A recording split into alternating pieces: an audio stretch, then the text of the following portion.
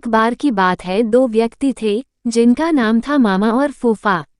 मामा और फूफा दोनों व्यापार करते थे और दोनों व्यापार में सहभागी थे। मामा ने फूफा से कहा, फूफा क्यों ना हम कोई ऐसी वस्तु खरीद लें जो जल्दी खराब ना हो और उसकी कीमत भी बती रहे, फिर हम उसे कुछ वर्षों बाद बेचें जिससे उसके मूलधन से ज्यादा दाम मिले। फूफा ने कहा, ठीक है मामा, तुम्हारी बात तो सही है, पर हम खरीदे क्या? उन्होंने आपस में राय मशवरा किया और लोहा खरीदने का निर्णय लिया। दोनों ने बराबर रुपए मिलाकर लोहा खरीदा।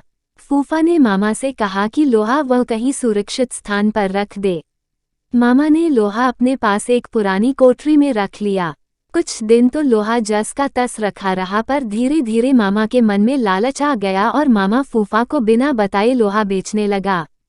काफी दिनों बाद फूफा मामा के पास गया और बोला, मामा आज लोहे का भाव काफी बढ़ गया है, जल्दी से वह लोहा निकालो, हम इसे बेच कर आते हैं।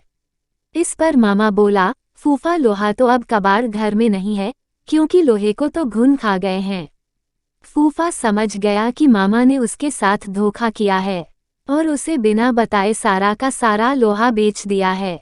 फूफा को क्रोध तो बहुत आया, पर वह बिना कुछ कहे सुने वहां से चला गया।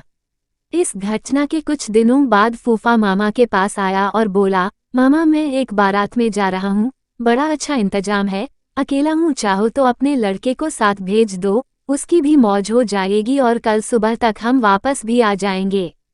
मामा बोला, क्यों नहीं, बेशक तुम मेरे लड़के को अपने साथ लेकर जाओ, और हाँ, इसे बारात में अच्छी तरह खाना वाना खिला देना। फूफा बोला, ये भी भला कोई कहने की बात है मामा, तुम निश्चिंत रहो। इस तरह 2 दिन बीत गए। मामा का लड़का अभी तक घर वापस नहीं आया। मामा को बहुत चिंता हो गई कि अभी तक उसका लड़का घर वापस क्यों नहीं आया है। वो अपने लड़के के बारे में जानने के लिए फूफा के पास गया और बोला, फूफा मेरा लड़का कहाँ है? वह अभी तक घर वापस क्यों नहीं आया है? फूफा ने कहा, क्या बताऊं मामा, रास्ते में एक चील तुम्हारे लड़के को उठा कर ले गई।